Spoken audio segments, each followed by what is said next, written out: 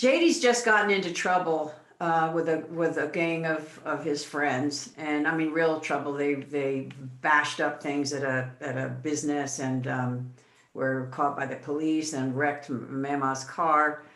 And Mamaw has been in the hospital, and her other daughter comes and tells her that JD is basically running with the wrong crowd of kids. And there's really no one who can save him except Mamaw. Hey. Hello. What are you doing? This scene, I think, is one that we did not rehearse terribly much when we all were together to rehearse before we started shooting. Get your stuff. She's tough. And I think whatever happened, she would not leave that house without JD with her. If you think you're hiding it, honey, you're dumb as a bag of hair. Pack up. For what? What are you doing? I'm taking him Where? to live with me. And if you got a problem with that, you can talk to the barrel of my gun. It's really important for me to do different things so that I'm creatively challenged. But also I'm challenged by my own faith because I know most people know it by now. So when I have a character like Mamaw, who's so different from me in life, it was really important to me to change my face in subtle ways so that when I looked at myself, I didn't see myself anymore. I want to go.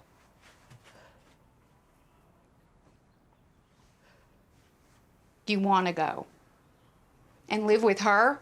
I saw Amy, having met Bev, figuring out how she was going to do justice to the woman she met and create a character, because we weren't trying to mimic people, right?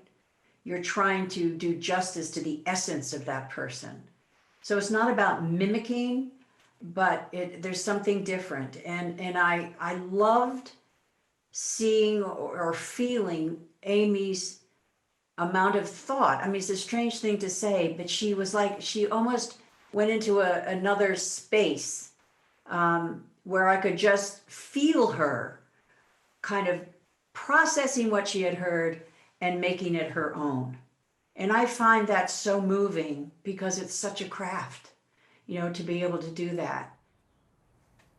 She's crazy, you know that. She's been crazy my whole life, but if you want to go live with that crazy old witch, you go right ahead. You two are made for each other.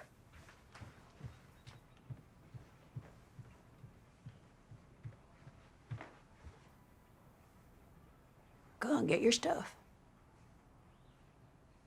I think she wants a different life for JD. When Bev says she's been crazy my whole life, I think she's thinking back to how, it hasn't been easy.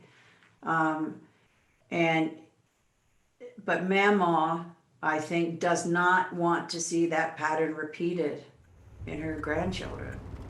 You do that again, I'll leave you there.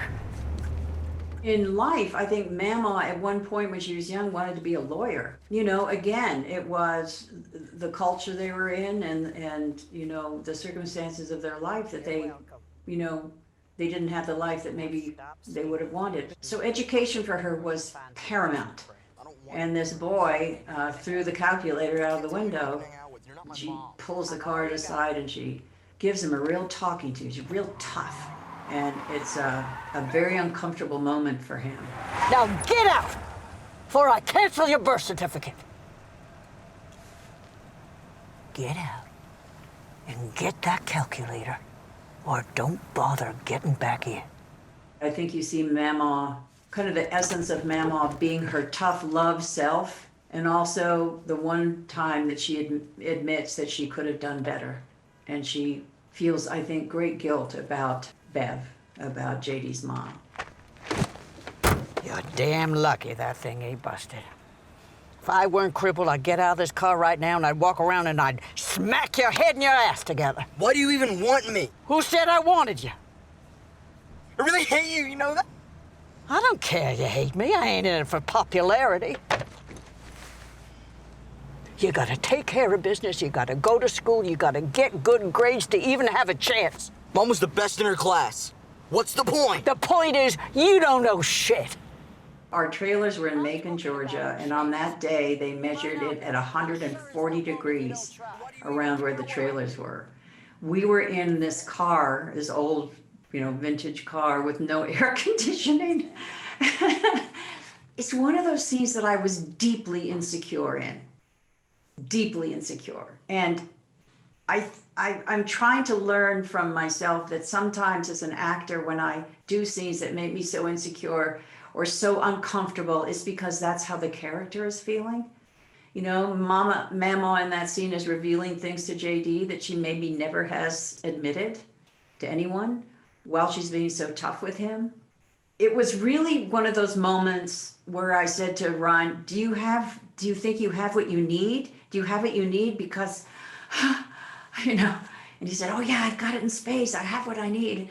And I think it's also from my theater background, that you want to have a perfect take every single time, forgetting that in film you can have moments that are wonderful.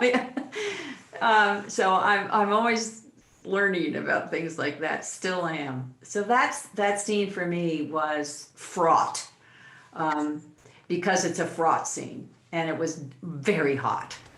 Oh, I thought your mama was gonna be all right. Be happy, do good. But she got tore up around here. She just up and quit. She just stopped trying. I know.